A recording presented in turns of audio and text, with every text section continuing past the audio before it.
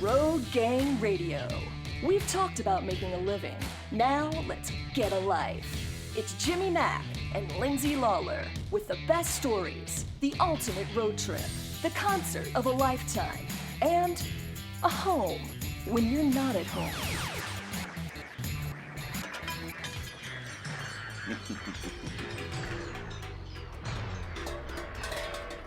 The wheels have come off, but we're still rolling.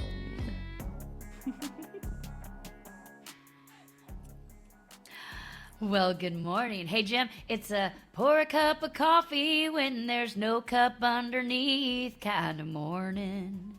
It's a get in the shower with your clothes still on kind of morning. That's what my morning was. I did both of those things. You did both of those things? I did both of those things. Well, I made a cup of coffee, and halfway through it making, I was watching it too. It's not like I did it and walked away. I made it. It was a Keurig. Made it.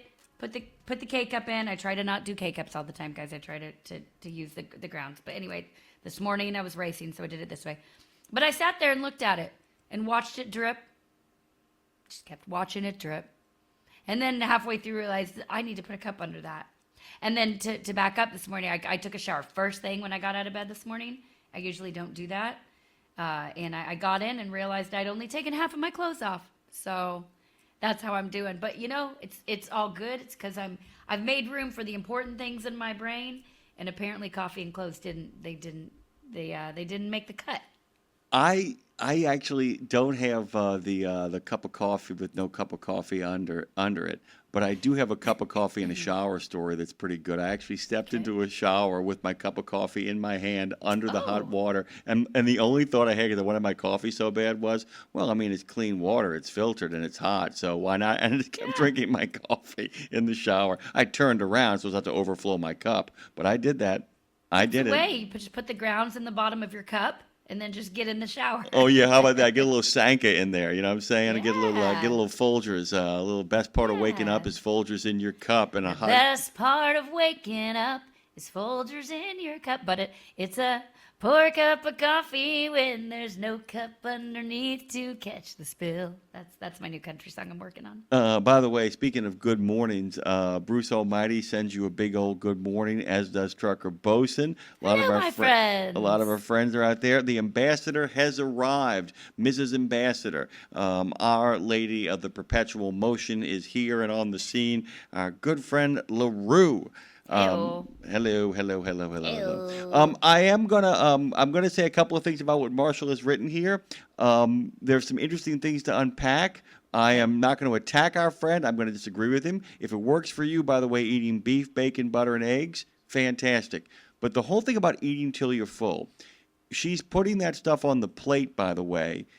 And she's doing that because a lot of people, I have a feeling that Marshall eats at pace, which means he knows when he's full. If you're eating too fast, if you have unhealthy eating habits, let me tell you something right now, Lindsay. There are people who will eat themselves past full and not realize they're full until they've stuffed themselves. And that's a hygiene change kind of thing as well, too. And I am going to take exception to name any other mammal on the planet that practices portion control. All right, name any other mammal on the planet that drives a truck.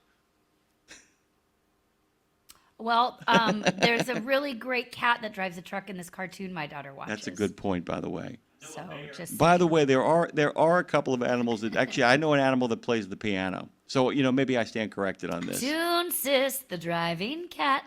I'll remember Toonsis. By the way, our chicken Dora does play the piano. I'm not kidding. See, now that doesn't shock me in the slightest. So maybe there's a point there. Our chicken Dora plays the piano. It sounds like you're writing some sort of Hemingway story right now. A tough tale of a chicken playing the piano. But I get it, by the way. And the other thing is the diet, by the way, as we head into the holiday season. I will say this from Marshall. He's absolutely right. You got to figure out what it is that's good for you, which means you've got to experiment and figure out the combination. Because there are certain people with celiac disease who can't eat certain things that other people is very healthy for. Diet is a very personal issue. And if you find the combination, if you find the combination that works for you, you need to stick with that. it comes down to what resonates. So yeah, maybe some of the things she was saying doesn't resonate for Marshall or some of our other listeners, but there's a baseline in there that we can all get on board with. But I think you it's like a juicer. You take everything in and then juice out what doesn't resonate for you. Take the pieces that make sense. I mean, every single human is smart enough to know when something's making you feel good or making you feel bad. Yeah, and the other thing is, too, is that Marshall has lived a long life with a successful career behind the wheel of a truck, so I am not going to question his choices whatsoever. Seriously. And he's lost a lot of weight. Yeah, and gotten seriously. into really good health. Yeah, so. seriously, dude. He's still working he's working his butt off out there on the road and living a good life. So, and by the way, Marshall also does something I really appreciate, which I agree with. He practices, he wouldn't put it this way, but he practices everything in moderation, including moderation. Yeah, dude. You know, one of my favorite sort of things. Man, we got You know what I don't want moderation of? What's that? Alt rock. No, he's alt rock. Oh my God, let's go, Dre. Let's go.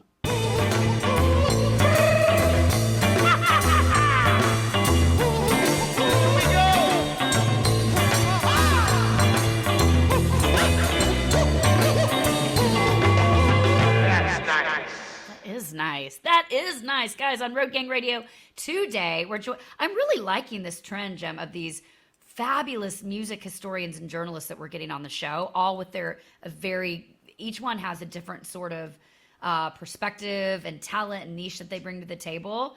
And it's so cool. And we have a couple in our friend wheelhouse now and I'm hoping we can make Greg our next guest. I really hope so. This friend crew. Greg, will you be our friend? Absolutely, always. Okay, great. What if he said no and just hung up? That would be fun. That's good radio too, by the way. Then it's like, good then we can radio. go on a complete 22-minute, 23, 24-minute rant about the inexcusable behavior of certain people, and I mean ourselves. Hey, Lindsay. All right, guys. So joining us next, Greg, we are so excited about this conversation. He's a journalist. He's an author who has quietly and Jim kind of brilliantly become one of the most important oral historians in modern music. Greg Prato has written for Rolling Stone, Billboard, Songfacts, and he's authored more than 40 books capturing the voices and stories behind rock's most defining moments. These moments are so cool. Jim, you know we love these moments when it's like, that's the moment that changed The tipping everything. point. The turning point. Yeah. The His moment newest of book- maximum crisis. I'm sorry. Yes, you got it. His newest book is Alternative for the Masses, the 90s alt-rock revolution and oral history. It's an inside look at the artists and thinkers who didn't just make music, Jim, they shifted culture. Voices like Ian MacKaye from Fugazi, Frank Black from the Pixies, Moby, Les Claypool, Gavin Rossdale, et cetera, et cetera. We're going to talk about them all today. These are all people that he has gotten a chance to, or a lot of people that he's gotten a chance to listen to. This is information from them, from their lips to your pages. Today, we're going to talk about what made that era feel really expansive and how those artists, found their voices before all the algorithms and streaming and the courage it took to break through, to be true, because this is a much truer era, dare I say, than today, Jim, or different truth, I guess I'll say. So we'll ask Greg that question, but please make welcome to the show our new friend. He said it here, so he's stuck with us. Greg Prato, good morning. Thanks for being here. Hello, thanks for having me on. Greg, I'm going to start off in a place that I always look back on fondly because I really have no actual memory of it because my parents prevented me from actually being destroyed by it, which is the 1970s. And you actually kind of trace some of the roots to what happens here back to the 70s. And in many ways, it is, Back to the Future, that we're going back someplace to discover something really kind of primal that was in that period and then bringing it forward into the alt-rock movement. Can you kind of talk about the impact the 70s have on what happens later on in regards to the music scenes that would explode and break throughout the rest of the decade? Sure. Yeah, to me, the most obvious thing concerning the 70s and also early 90s alternative rock is the similar sounding album productions. Back in the 70s, you had great live sounding albums, not live concert albums. I'm talking about live in the studio albums, like the sound of a band playing together, recorded all together at the same time. I'm talking about albums like Physical Graffiti from Led Zeppelin, Nevermind the Bollocks from the band Sex Pistols, Rock and Roll Over by the band Kiss. And as the 80s went on, we got further and further away from the sound of a live band. It became very overproduced, very studio-enhanced and glossy, especially concerning the sound of the drums. It was there was like a famous, now very dated sounding thing. It was a bass drum that sounded almost like a cannon going off. It was like a gated reverb thing that's very dated when you go back and hear some of those 80s songs nowadays.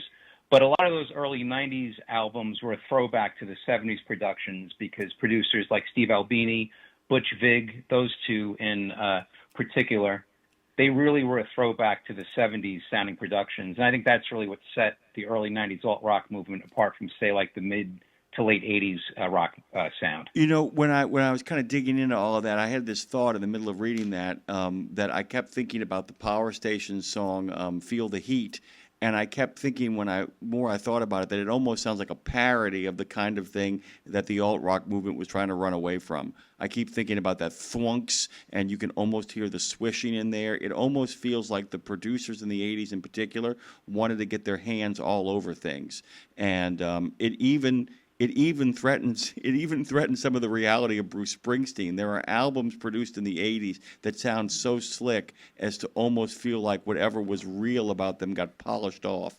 Is that kind of what you're referring to? Yeah, I'm referring to that a bit, but, you know, I had also in mind a lot of the mid to late 80s Led Zeppelin clone bands. What's funny is a lot of those bands tried to replicate Zeppelin.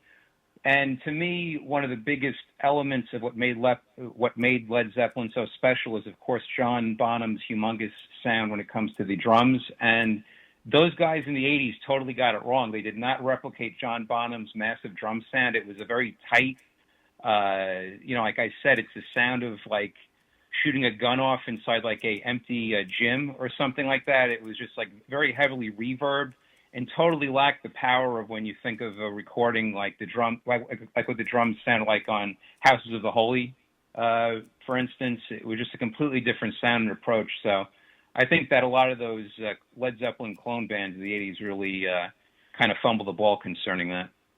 You know, it's interesting, Greg. So last night I was talking to my husband, telling him that we were going to have you on today, and we got in this conversation. This is why I want to back up and actually talk a little bit of definition with you, because so my husband was born in Boston in '71.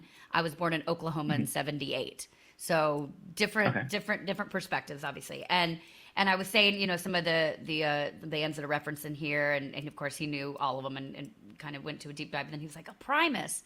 I wouldn't think of Primus as alt rock." And then we put some on. We started listening to some of these bands last night and like going through some stuff. We have a huge record collection, so we're listening on records. Anyway, and he started coming around. It's like, oh yeah, I guess I can see that. So anyway, my point is, and then we got into a conversation to what does alt rock mean to each of us. So from you, and you dive into this in the book, of course, but from a definition standpoint, can you give us, I guess, your definition of what the genre and movement is? But then also, is it different for different people? Is that Can different people say what, I mean, of course they can, but can different people have different takes on what this alt-rock movement is based on where they're from, when they're from? Yes, I absolutely agree with that. The thing that I think alternative rock originally meant that it was an alternative to what was, I guess, like popular and was also kind of considered mainstream rock. But then, of course, after Nirvana and after Pearl Jam's success, then suddenly alternative rock becomes mainstream, and you have a lot of bands sounding just like Nirvana. So then it really is not, it is no longer truly alternative. But the thing that I love so much about alternative rock music, especially in the late 80s and also up to about maybe, say, 93 or like 94, was that it was hard to put your finger on a certain style. There were many subgenres that were kind of under the alt-rock umbrella, grunge being, of course, the best-known one. But then there was shoegaze, there was industrial, there was alt-rap, there was Britpop, emo, pop-punk, trip-hop, lo-fi. There were all these different subgenres. So it was really a very interesting time. I kind of equate it to maybe the late 60s, early 70s, where there were a lot of bands with a bunch of different styles of music coming in, like what Miles Davis was doing, or Jimi Hendrix, The Doors, Sly and the Family Stone, that it was hard to put your finger on just a certain style that all these bands were doing. And that's, like, for instance, a band I often point to as an example of early 90s alt-rock, which is a great example, is the band Faith No More. They had an album called Angel Dust and an album called King for a Day, Fool for a Lifetime. And if you were not familiar with that band, if you listen to those two albums, you may be fooled into thinking that it's a bunch of different bands. because they did a wide variety of styles, everything from extreme heavy metal to prog to soul to rap even, trip hop type stuff. So that's what I love so much about early 90s alternative rock, was it was hard, that each band brought their own unique spin to things, I would say. Yeah, no, that makes a lot of sense. And it was, speaking of then last night going through all the records, Greg, we had, so my brother-in-law passed away a couple of years ago, and he had a massive record collection. And he left it to us.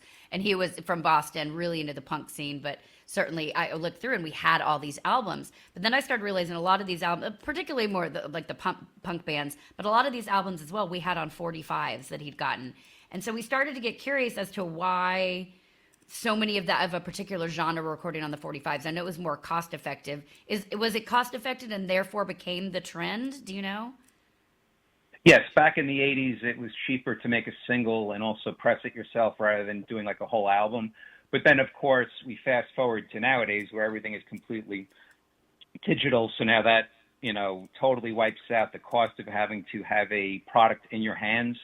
So yeah, things certainly changed, but in the late 80s, well, I would say even early 80s, through the 80s, even into the early to mid 90s, singles were a huge part of it, and especially with alternative rock.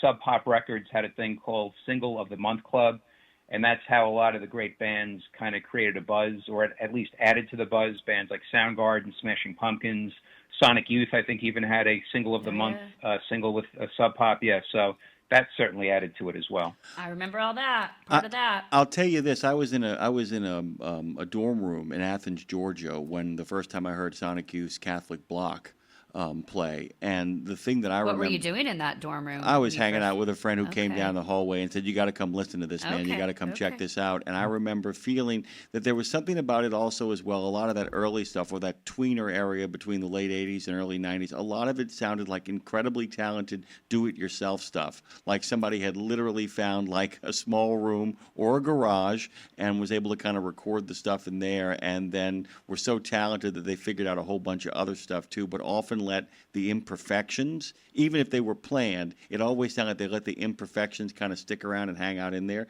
By the way, Greg's book is not just good writing on his part, it is an assembly and a collage of a lot of fantastic quotes from people who were in the game in the day. So much of this history is incredible. It looks really, really easy, but it is an incredibly difficult reconstruction of the moment through the voices of the men and the women who lived it. I wanted to make sure people understood, along with some gorgeous photography and great kind of on-the-scene moments. It must have been a hell of a time putting this sumbitch together, right?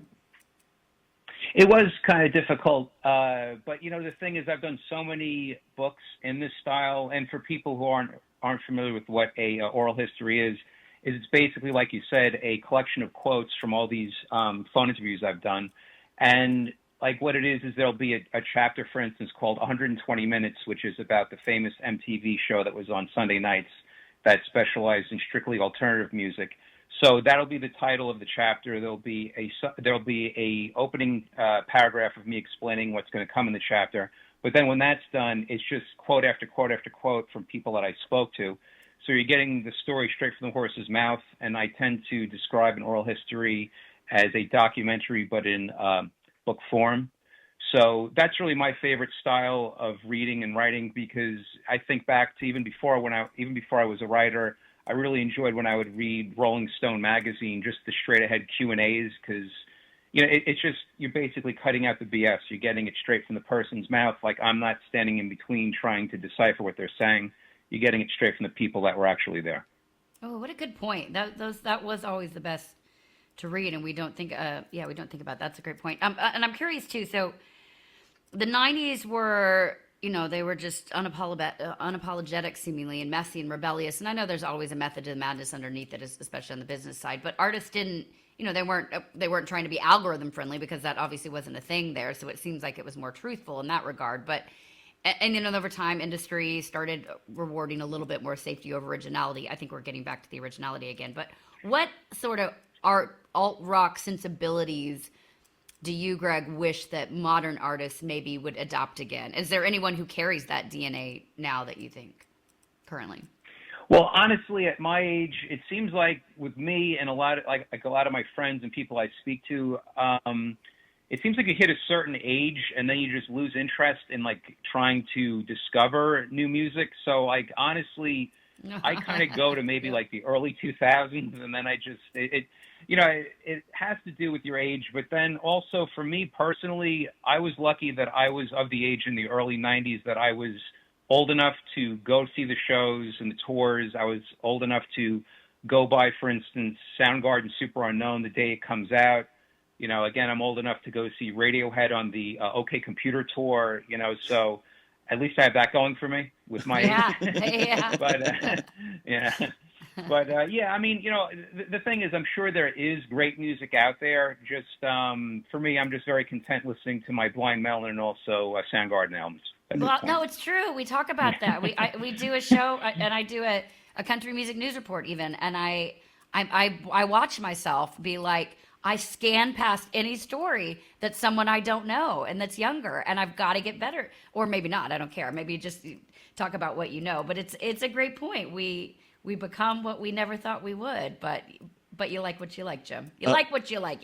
I can't help who I love. There's something cool, like I said, when you really dig into this book, too. Like, he's got a quote from the Reverend Horton Heat. I'm going to unpack it here for a second. I took rockabilly and decided to get more aggressive and turned up. A lot of fast, high-energy songs, and it fit in. We kind of bounced around and played various different types of venues and various different types of crowds, but we still played shows where there was a mosh pit. That's kind of the reason that we got embraced. It was a little bit of a backlash against the shoegazer doom and gloom of grunge. Here comes these guys that smile and are zany and high energy. But as much as it's a pushback, by the way, if you go to the early part of the quote that you've decided to kind of focus on here, he went aggressive and turned up. So in a sense that while he is kind of taking on the sort of thematic concerns of some of the grunge, he's actually acknowledging in many ways, although the Reverend Horton Heat has always been a sharp elbows under the basket kind of guy, he is acknowledging that we have to acknowledge the energy that this movement is bringing into the game. And it's all those little things where you see the influence of all this stuff on everything else. And a lot of people, a lot of the quotes, Lindsay, and I'd love you to talk about this, Greg, of how many times that you found yourself going, there's one musician referencing another musician working in the same space or a complementary space at the same time. Yeah, I mean, it kind of goes back to what I said before, which what I love so much about about the majority of the early '90s alternative rock musicians and bands was how they all sounded different. They all brought their own unique thing to the table. For instance, Reverend Horton Heat didn't sound like Soundgarden. Soundgarden didn't sound like Nine Inch Nails. Nine Inch Nails didn't sound like Primus. Primus didn't sound like Blind Melon, et cetera, et cetera. That gets lost as the '90s go on, I think. At that point, major labels come in, which is kind of laughable now because major labels nowadays, what the hell is a major label? The whole entire music business is totally turned sideways. But back then in the early to mid 90s, major labels still ruled the roost. And as soon as Nirvana hits, as soon as Pearl Jam hits, they realize, oh, let's sign a bunch of Pearl Jam ripoff bands now. And then you get all these one-hit wonders. And then a few years later, oh, let's turn our attention now to Limp Bizkit and Kid Rock and, rap type metal and stuff like that. So it's really all about, at that point, it was all about making money. But that's been done countless times over the years. I mean, we think about the Beatles. As soon as the Beatles hit, there's how many Beatles ripoff bands. In the 70s, how many ripoff punk bands after the Sex Pistols and the Ramones. In the early 80s with New Wave, everyone's trying to sound like Devo. So, it just kind of is a circle. It just happens over and over again. But I can't really comment on what the music industry is like now because I couldn't even begin to tell you what major labels are still around and also why a band would even want to be on a big major label now because what can they do for you? Most of these bands make no money from their recordings. It's pretty much touring and merchandise. So it's kind of one of those befuddling situations. Befuddling's a great word to use here. The connection piece, I'm still fascinated. I noticed on your Instagram page you're talking about when one of your favorite guitarists, Ace, had passed away, and I started thinking about, that hits differently for someone like you who has committed your life and career to knowing the ins and outs of these industries and these people and actually gotten to talk to them and what that connection must feel like. And so it made me think going back, back in back in the day, the absence of that constant visibility, I would have to think shaped the creativity side, and that, I'm wondering if the mystery and the distance kind of made artists more interesting, because we had to rely back then on people like you to put the Q&A out, even to know what was going on in these people's heads. So was it some of that mystery that we didn't have constant access to everything they were doing and eating every day? Was it that kind of also played into the creative side of this movement? Yes, absolutely. You had to definitely work a little bit harder. Like, for instance, I mentioned the 120 Minutes program, which was Sunday night on MTV. Mm-hmm. And that was a tool that you would either videotape it or you would stay up late and watch it. And that's how you discovered a lot of new bands. Of course, back then we didn't have Spotify, so I couldn't just enter in a song and then suddenly there's all these recommended songs and albums and artists that come up. So that was part of it. Also, going to shows, you would go a little bit earlier to see who the opening band was, maybe get turned on to a band that you weren't that familiar with. Alternative rock radio was also very big. So those are things that nowadays are completely lost because, again, you just go on YouTube or you go on Spotify and things get totally recommended to you, which, I'm not obviously complaining about that because I've also discovered bands that way. But it was music was consumed entirely different back then, and I think it definitely took a lot more work to get turned on to a band or album or song. And you felt invested in it by the time you found it. You're like, oh, these are my people. And the other thing is too is we've lost the sense of, with music in particular, the water cooler moment too. The idea, I remember you'd watch 120 Minutes and then the next day you'd be talking to people about it, or you'd call a friend on the phone and be like, did you just watch what just happened there? Or people would come over to your house and watch it with you. Some people, I remember people would come over and sit down and you kind of watch it together and see what the next thing is. Dude, we don't want to talk to anybody ever again. So that takes that out. Yeah, I mean, and there's a communitas, and I almost kind of get why people also make their money on the road, because it's the one place where I think a lot of people are really longing, and there's a hunger for that. Do you feel like that there's been anything in the last 20 years that has been of a more positive impact than the growth of some of this touring as a I'm trying to look, because there's always been people that got toured and got followed, but do you feel like that there's more of that going on where people have become more invested in, a lot more people, in following the people that they like? Well, yeah, I mean, I think a lot of artists have no choice, that they have to tour heavily. There's really no money anymore. And I mean, you can make money if you're an established band and you sell vinyl through your site maybe, but it seems like all the bands that are constantly touring, they're doing that because they pretty much have to, and they have to do VIP meet and greets and stuff like that, and they have to sell merchandise, and then, which people may not realize, they don't make entirely that much money from merchandise because the venue takes a pretty good cut from that.